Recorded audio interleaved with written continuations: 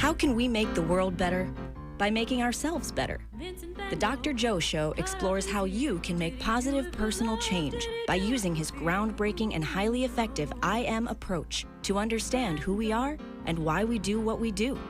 Your small changes can have big effects. Join us now for the Dr. Joe Show with Mark Stiles of Stiles Law and your host, Dr. Joe Schrand. Ladies and gentlemen, welcome to the Dr. Joe Show. Oh, yeah. That was great. That was really great. I am surrounded literally by artistes. So Yes, you are. This is a remarkable crowd that we have here tonight. We have 2 Zoom kids. Well, 3 if you count me, I guess. We've got Bernadette. We have Leon, who's calling in all the way from Hawaii. We've got my co-host Mark and Tom here. Tom is sort of in the background, so you might not see him tonight. But I'm just so honored to have the award-winning David Kamp, the author, the best-selling author, who is here today, calling in from Connecticut, but talking about Sunny Days, the children's television revolution that changed America. And it's just such a great book. But I don't know whether you guys know, David's also the author of The United States of Arugula. That's David's book too, which is an incredible book. So, David, welcome to the Dr. Joe Show. Thank you so much for being here tonight. Dr. Joe, I'm honored to be on with all of you and with Leon and Bernadette as well. It's mind-blowing for me. Wow. Thank you, Dave. That's good. That's all we need. Show's done. That's all. We just needed to hear that from an author like David. David, let's just go right into this book. To tell us a little bit about the premise of the book and what inspired you to write this now? Well, the book is called Sunny Days, and the premise of the book is simply it's Zoom is one facet of the book. I'm sorry, the book is not entirely about Zoom. The book is about, all right. Show's over. But the book is about this cluster of shows that emerged in the late 60s and early 70s, meaning Sesame Street, The Electric Company, Mr. Rogers' Neighborhood, Zoom, and even non-PBS shows like Schoolhouse Rock and Free to Be You and Me. I was a small child when these shows came on, and the more I thought about it, I realized this isn't just a slate of children's programming that happened to run over a period in the 60s and 70s. This actually constituted a social movement. These TV shows were engineered to create social change for the better, to recognize the interior lives of children. And I kind of use this glib phrase in the book, the children's liberation movement. But I think it's kind of true that we had women's lib back then, but to an extent, and I think Leon and Bernadette can get into this, and you too, Dr. Joe, you were liberated from being less, you didn't have to hold your feelings so close. You could be more open in a way that a generation before you couldn't about your own emotional issues, your own racial issues, your own interpersonal issues. So that's the book. And it is true. It's very true. I mean, Leon, you were there. What was that like? That was the early 1970s. Yes, it was. We were able to we were allowed to be free. We were really programmed children by children. And we didn't hold back our feelings and our issues, and we dealt with everything that was pertinent in our lives at that time. And it made me who I am today, the issues and the things that I experienced being there. Yeah. Bernadette, you and Leon were right in there together in the shows. We were in that taxi every afternoon that we were driving into Boston. I thought I was irritating you. I had no idea. Because Lori and I would be in the back just wah, wah, wah, wah, wah. But Leon was, he's still my brother. And I never realized how close I could get with peers, because in my school, I was really known as the shy person, so I was very quiet, and at home I was pretty quiet. So being with Leon and Lori and with Chris and the production staff, they really helped me to open up a bit more and to come out of my shell, and it was so much fun that I kind of let go of my guard. And every time something would come out of my mouth, everybody would be like, "Yeah, more." They were encouraging self-expression. And I didn't realize that until the reactions I would get, because usually if I spoke up, I would kind of get a stern look, like, "You go back down in your bedroom," or "Don't come up until you're asked," from my mother. But yeah, so it changed my life, and it's still a part of me today. Yeah. David, is this sort of the way it works for you? Is that as an author, you do a lot of interviews. So what's it like for you right now being interviewed? So we're interviewing you, Dave. Honestly, we are interviewing you. It's a pleasure. It's actually a really dangerous ego trip, and you created a monster, Dr. Joe. So beware. Right. No, I know this is a wonderful opportunity. First of all, just to kind of share with the subjects of the book some of the joy of that I took in watching what you are describing as your experiences. And I watched you on television when I was a little kid. In fact, over my left shoulder here, that's me. That's a portrait of me painted by my grandfather when I was of Zoom watching age. It's Bernadette, I know you're trying to look. It's not you can't see it that well, but the point is, like, that version of me over there was watching you guys and learning so much from you. And actually maybe even seeing in real time, Bernadette, the process of you becoming more confident, kind of with the egging on of more extroverted people like Leon. And I think that's part of the value of Zoom. And then just cut to this year, this book comes out, or last year when I'm interviewing you, to learn the behind the scenes stuff.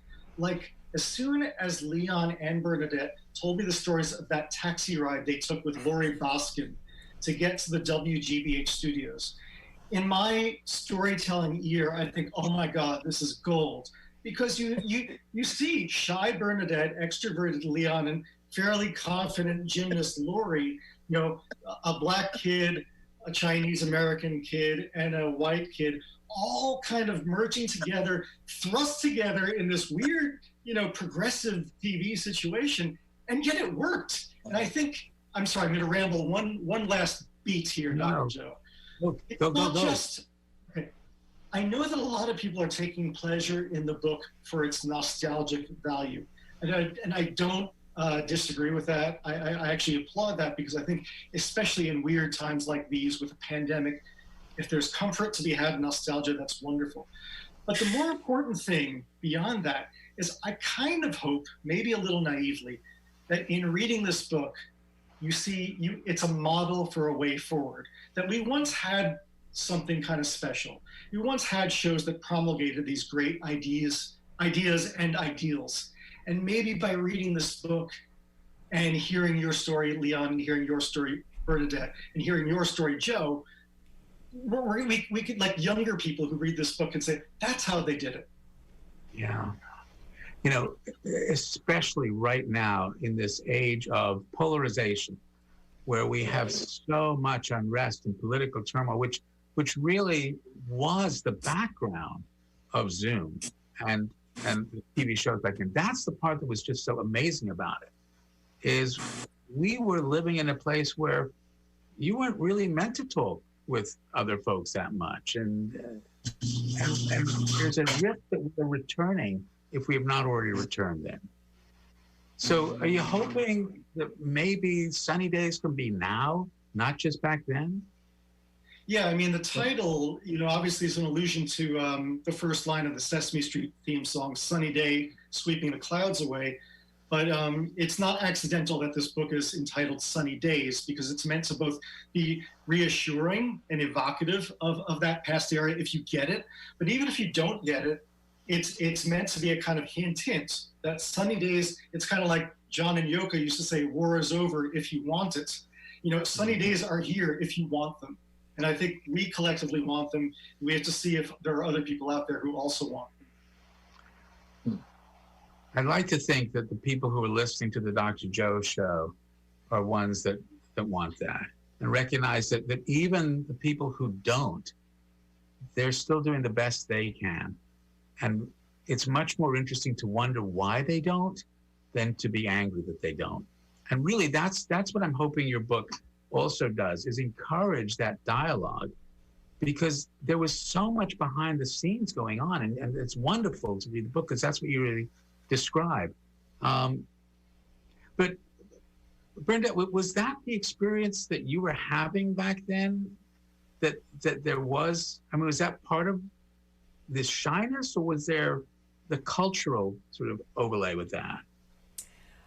Well, I think some of it was cultural, because we moved to a town where there was only one other Asian family there, and then everybody was white. And we moved there when I was in second grade, and I was still considered the new kid, you know. And I grew up there. I graduated from high school there, but I think I was kind of invisible until I gained some confidence, because I was just so different looking. And I remember when I was young, I grew up, I was born in New York City, and then I was in New Jersey, and then came to Weston, Massachusetts.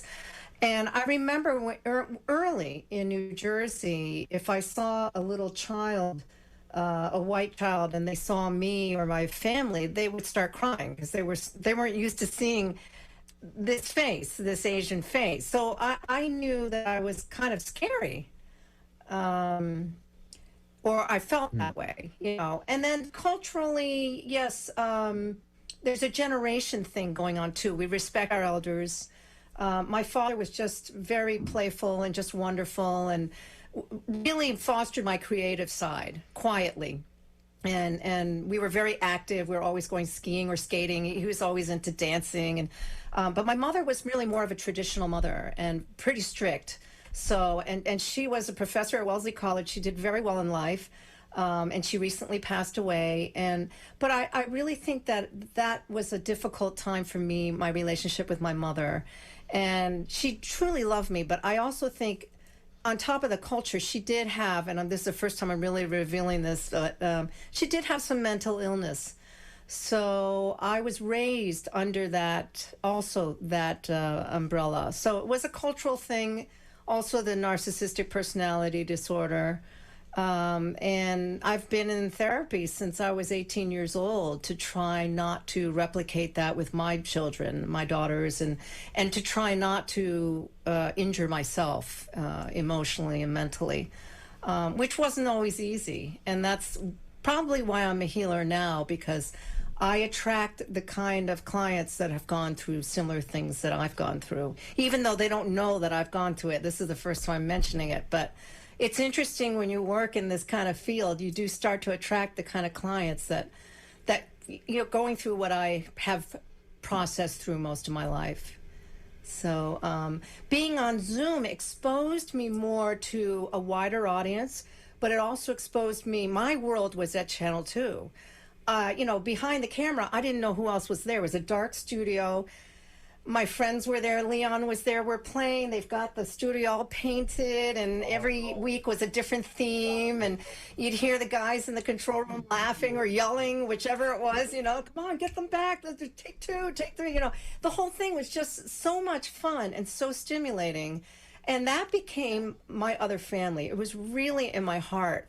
It gave me more confidence. And then at school, I got more attention, which, you know, changed everything for me there. And I became more outgoing. But I still have discomfort with that. I was so grateful that David, you know, featured me in the New Yorker article. It was one of the most amazing articles. And I actually cried when I read it, because it was very honest. And I don't remember the interview very well, because I was taking care of my mom at the time, and everything was just kind of a fog. So when I read it, it was just written with such care and compassion and a lot of authenticity. I'm like, wow, did I really say that? But it was really, whenever I was able to convey to David, he just, he shared what was really deep in my heart. And I got a lot of attention, like Leon said, on social media, and from old friends and present friends who didn't know that I was on Zoom, because I really didn't really talk about it much. And it took me about a week to understand the process. I was very uncomfortable with it again. I was getting back into that shy feeling of, oh no, people are paying attention to me. But it was from my childhood of, worrying that would upset my mother, because she didn't like it when I had the attention. And it caused a lot of strife at home when I'd come home from the show. And that's something I never really said much about either. So when this happened again with the article, I just kind of got worried, oh my God, someone's going to get angry at me. And then I realized this is ridiculous. It's something I have to, I'm learning to heal. And so I'm very grateful to David, and very grateful to my Zoom experience. I really appreciate you sharing these things. And I think that reason that you can share these things is because people like David been able to bring out the trust by being honest and caring, and Leon, being an old friend. But that's really part of what I think Zoom was trying to do as well, was to say it's okay to talk about these things. As a matter of fact, we encourage you to talk about these things, because by talking with other people, you're sharing and you're realizing people aren't going, oh my God, don't tell, you can't talk about that, which only will cause more inhibition. Right. So David, for that alone, I want to thank you for creating an environment where people can truly share what they're experiencing and capturing that this was part of the essence of what was going on in television back then in the 70s, at least for kids. Yeah, I mean, most of the feedback I've been getting is not so much about the book as people wanting to share their stories of watching Zoom, or in Leon and Bernadette's case, being on Zoom, or of watching Sesame Street, or of watching Free to Be You and Me. People want to share their experiences because it made them feel good to remember how that felt. And I think, again, how do we remake that scenario? That's one of the yields I hope this book gives us. And Leon, I think, is a good example. Leon, you told me that kind of like, well, all of this kind of came from Lyndon Johnson's Great Society, the idea that if we lift up the least fortunate among us, we lift all of us up. And Leon, you told me you were also a Head Start kid, a Head Start program kid too? Yeah, my life is really interesting sometimes to me. It's like, there are many things that have happened in my life, and I think a lot of it happened because of the opportunity of being on Zoom, the national television show, and lots of people seeing it and being touched by it. I think that the Zoom raps, the Zoom do's, the Zoom guest, it involved the world. It involved the people who watched, the people who not only were part of the program, because I remember even a friend of mine being a Zoom guest one time, and then Donna later on being a Zoomer herself, sending in something that was done. So it was a real social network thing that was really happening at that time period. And, the things that were going on inside the world, being a multicultural, before the word even was known or being used, a multicultural aspect situation, and showing that it can work. As different people from different places and different backgrounds, we can all be here together. I remember us taking off our shoes and being barefoot. It's just a sense of trust, a sense of we're all the same, even though we're different. I know my background totally different from everyone. I'm from the projects. I remember being in line for welfare, getting canned chicken and boxed cheese, you know, to being someone that later in life I found that people like Forrest Whitaker said to me, "I'm acting because of you." I'm like, huh? You know, Eddie Vedder dropping down on his knees, you know. And so what we did as innocence and real, you know, it's still who I am. You know, I'm still a Zoomer. Okay. Okay. You know, so I think it was a chance for the world and society to be able to see and be able to want that for them, you know, because I didn't know anything about Chinese until I met Bernadette. Woman, she lu wan shang. What? Come on. When I say that now, Chinese people look at me and go, what? Well, yeah. Everybody loves Saturday Night, he said in Chinese, because we did that song in different languages. Very good, Leon. Yeah. It's still with me. Do you understand? This other culture, this other, you know, environment is still embraced by me, who is from the, you know, I'm from the projects, like I said. I used to do all kind of things. So what's this like for you, David? I mean, you had a chance to interview Leon and Bernadette, and now you're chatting with us all here. Yeah. What's the experience like for you right now? I am levitating. This is a levitational experience. This is surreal because I'm like 7-year-old me. 7-year-old me is inside of this me, and he's like, "What the hell is going on?" It's and also to talk with you all because you know adulthood is a great leveler, and you know Leon talked to me about the flip side of Zoom. That Zoom was the aspirational perfect world, but I talked about the Boston busing crisis, and Leon, you told me this didn't even make it into the book, that you know that cab ride with Bernadette and Lori was the idealized version of what desegregation would look like.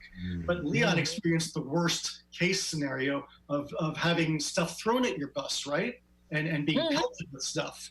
And so yeah. I mean, even to this day, okay, Bernadette, last night, I was riding my bike, and the little girl who lives my neighbor across the way from me, she saw me and screamed, "Ah, mommy!"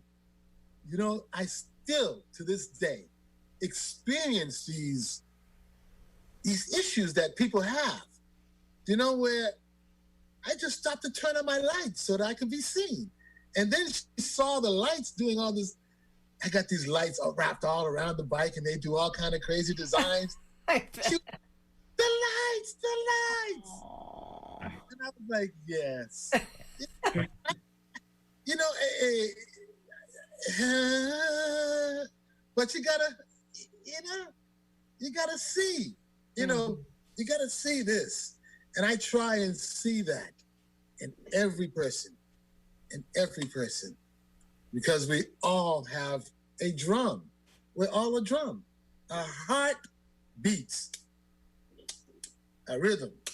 Yeah. And we all can communicate. So, and I think all the listeners and viewers need to know that Leon is a professional percussionist, so he comes by this really honestly. Yes, he is. World famous.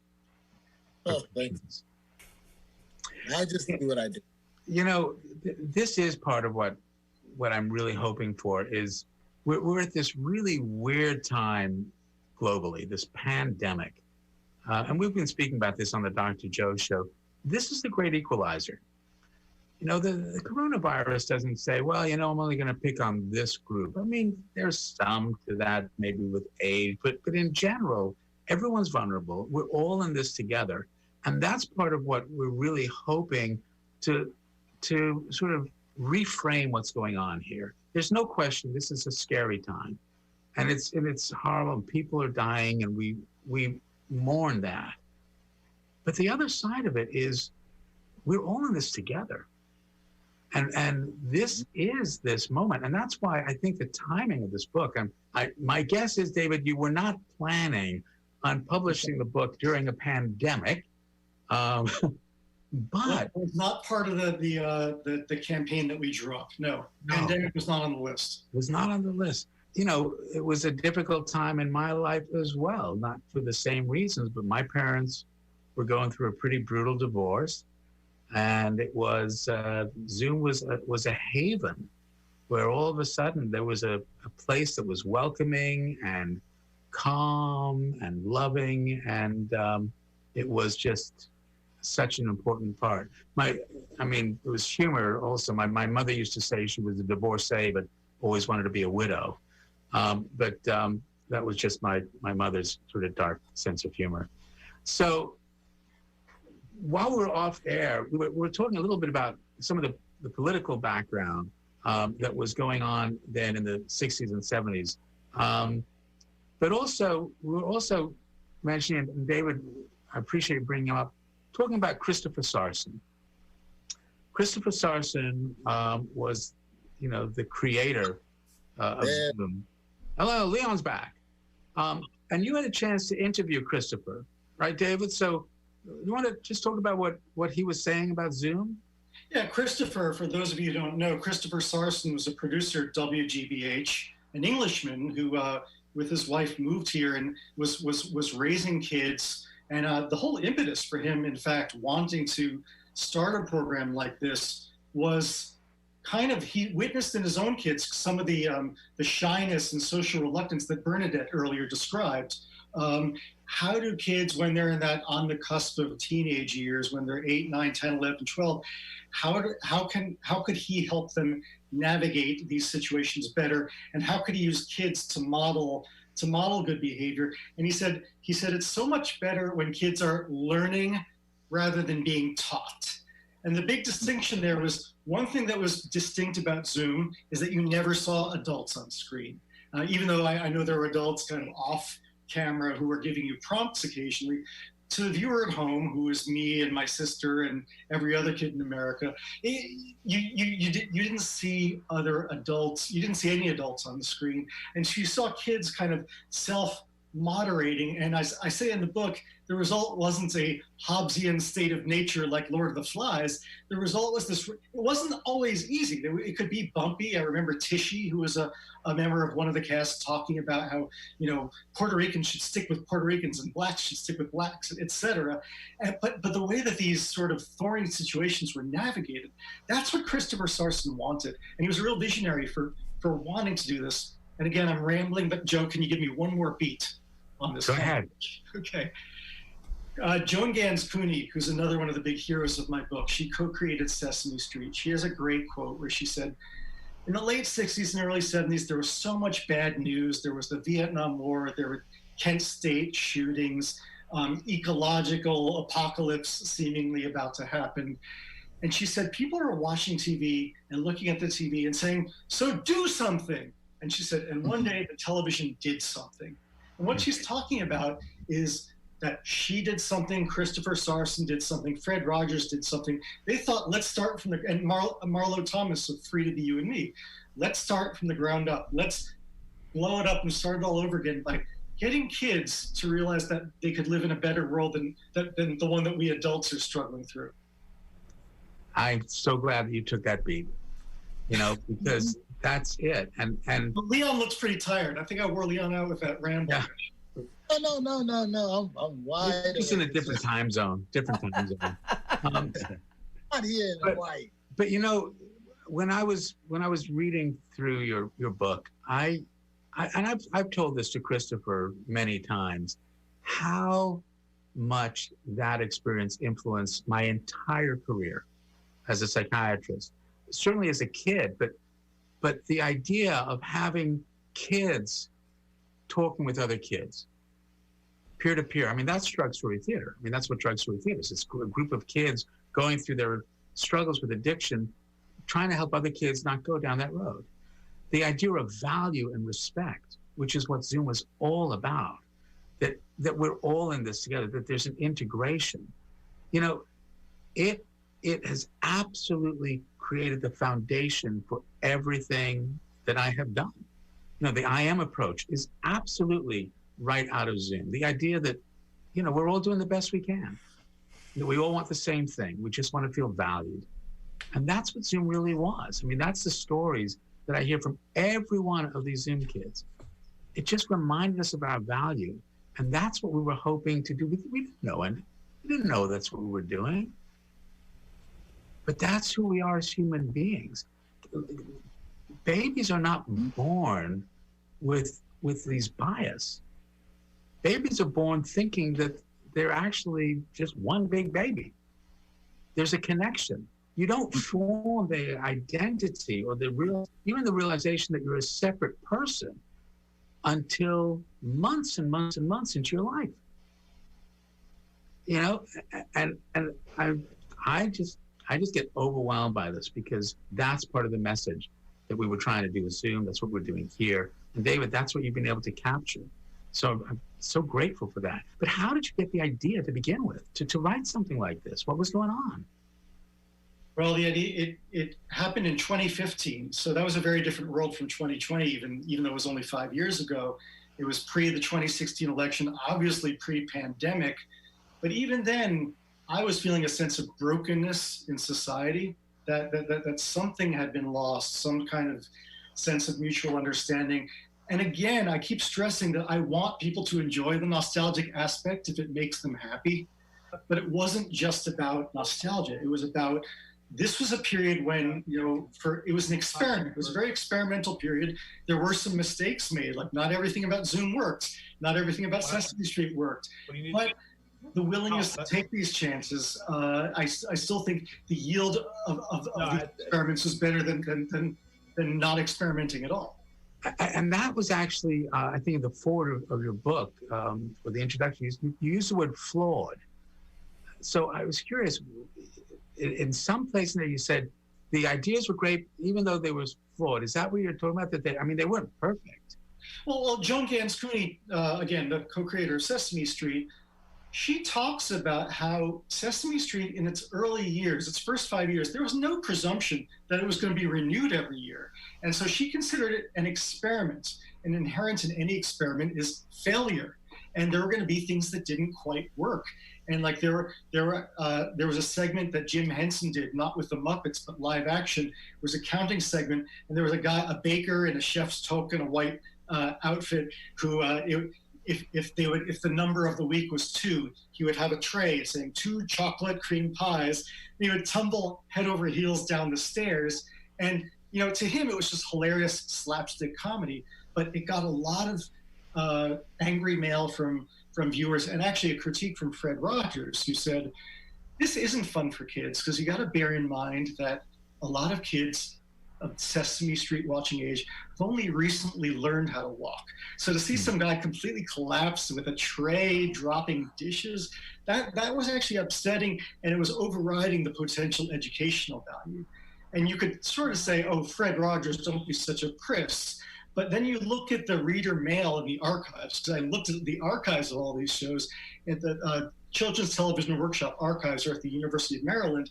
And you can see all these pained letters from parents saying, my kid was upset by this. So as much as an adult, I can appreciate that comedy, I can see why kids were traumatized by it. And so that's an example of where something did fail, but it wasn't a tragic failure. It was just something they moved on from. Right. But also a great learning experience, you know. Great learning experience.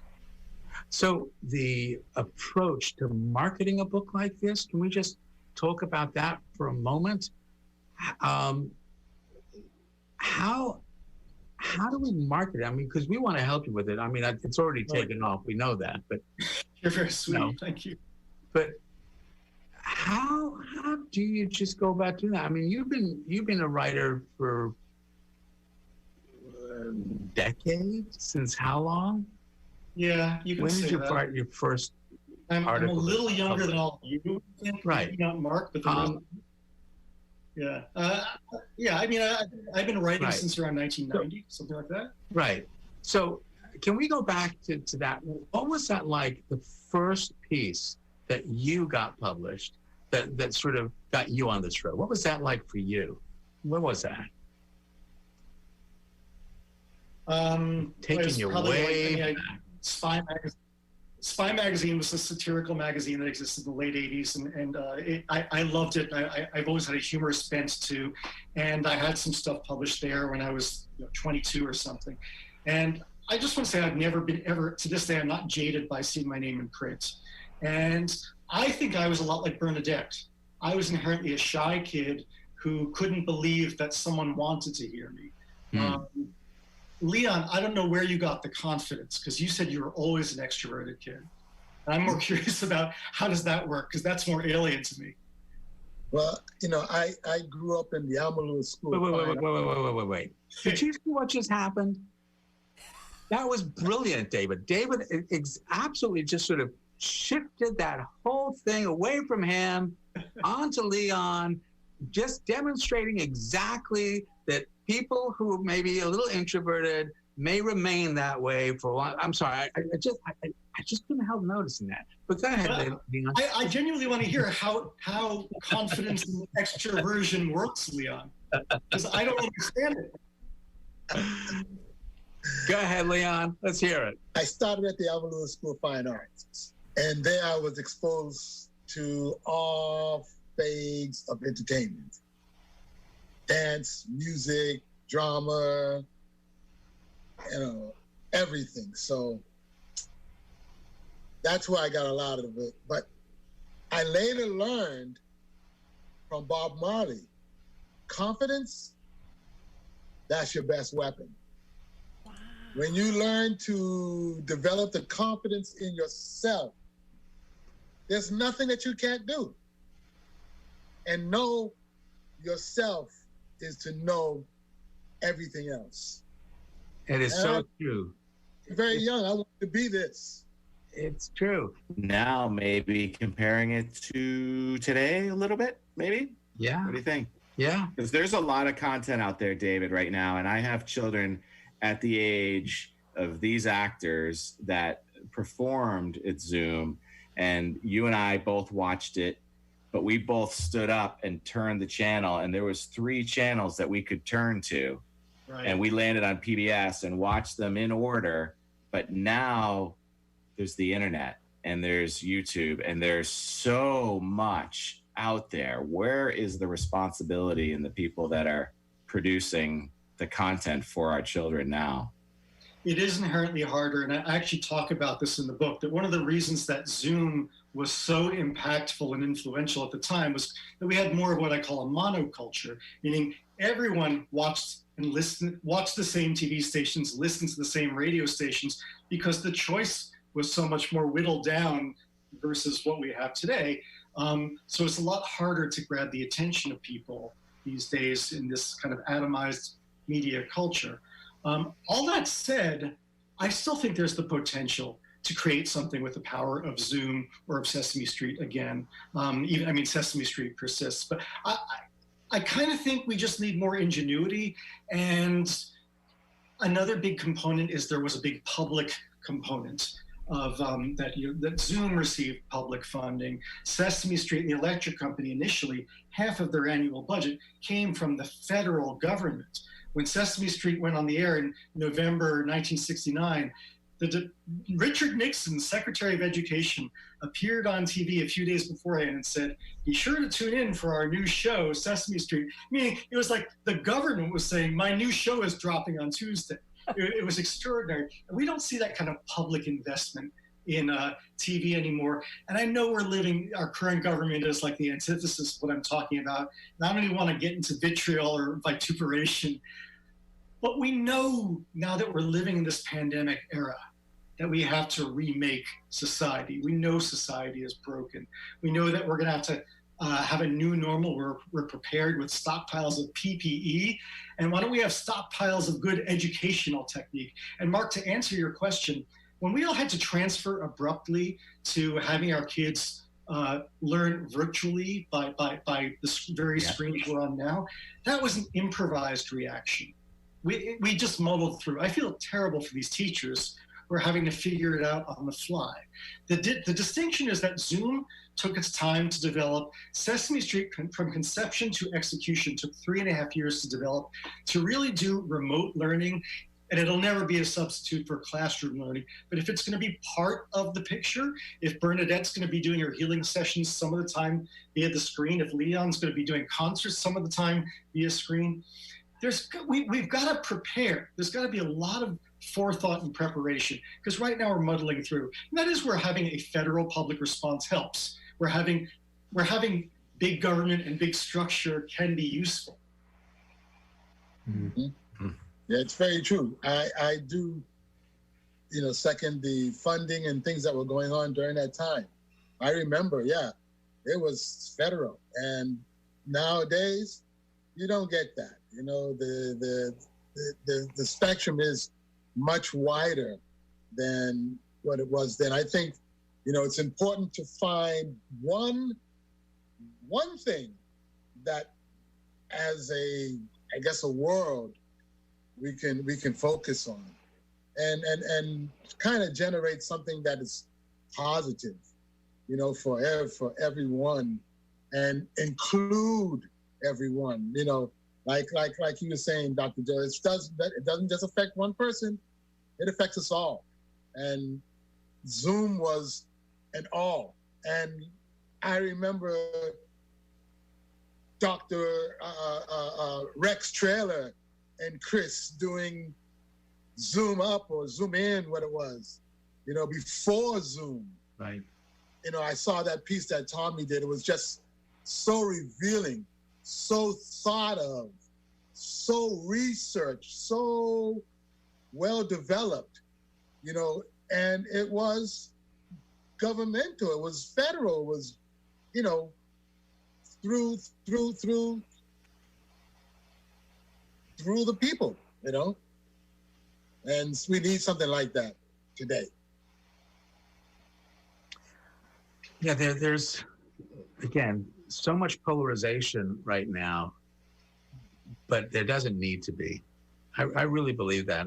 I'd like to think that we are right on the cusp of that revolution again, where we can rethink these things. And in terms of the remote stuff, I mean, Leon, you're what's going on with the concerts, or Bernadette with helping people? I mean, we're not able to do it face to face right now in the same way, at least not in the same space. What's that like also for you, Leon? And also David, I mean, normally, right, when you've just published a book, you'd be maybe going on book tours and giving, presentations. I mean, the whole thing is different, the whole thing. So David, just to get to you, how are you doing this? How are you getting out there, publicizing the book, and you're not able to go on the tours? Well, just doing my best, and like doing events like this, and I think it's important to admit that it's hard, and that I don't think any of us feels great every day. I think that each of us has a really bad day, or even a really bad hour of every day. This is a struggle. This shouldn't be how it is, and I mean it's temporary, this pandemic situation. But the fact that we're even in this situation is indicative of. As I said, what was the conception of the book? That even in 2015, I perceived a brokenness in American society. And that makes us have to do a lot of thinking about what do we have to remake in society, and not in some utopian, naive way. What pragmatic steps can we take to make sure that we're in better shape and we're taking care of each other? And I'm always going to ask for that one more beat, Dr. Joe, because I'm rambling. You got it. I'm rambling. Catch me when I'm rambling. You're not. Okay. Thank you. You're a generous audience. That's that low self-esteem, introvert.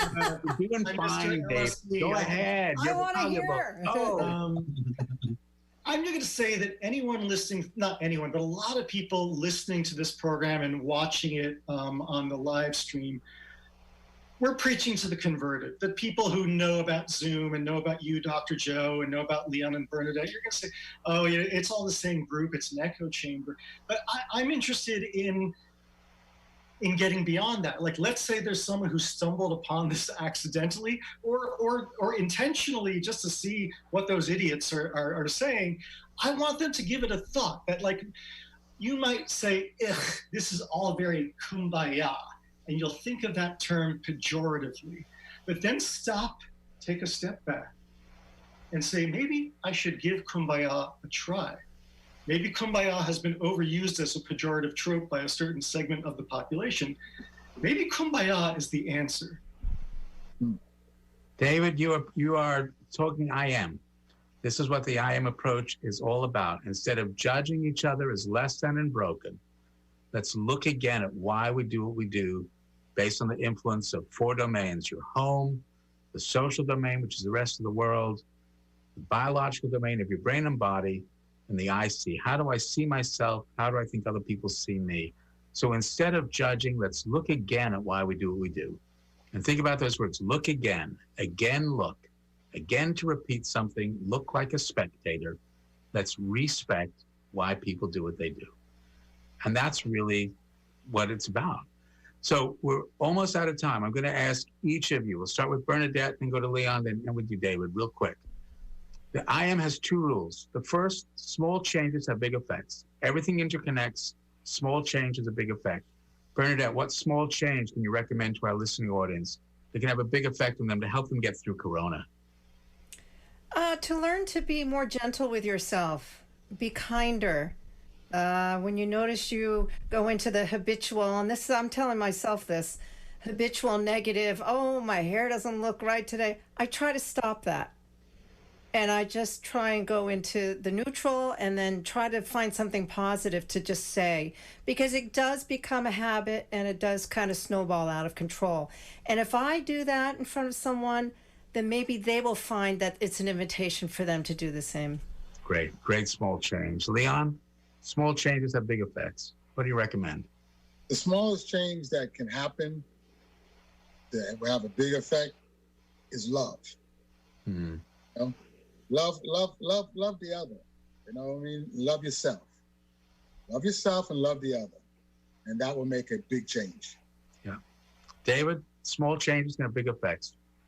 I think acknowledge to someone else when you're not feeling so hot, and either let them comfort you or have some solidarity in the fact that you share that feeling, because I think a lot of people don't want to admit that they're in a bad moment, and they need that solidarity. Yeah. David, I'm just going to give this to you because we got 1 minute. The I am has a second rule. Because everyone's interconnected, you control no one, you influence everyone. You get to choose the kind of influence you want to be. David, what kind of influence are you hoping to be? Well, I felt pretty helpless the last 4 years, and I'm, putatively a person in a position of privilege. I'm a professional writer, a white guy who's in New York City. But I'm like, what can I do to help? And we all have something to contribute. And I realized, like, this book, you never know if a book's going to connect with people. It's just like, I'm not a great orator. I'm not a great TV personality, but just following through on what I was good at, that was doing this book.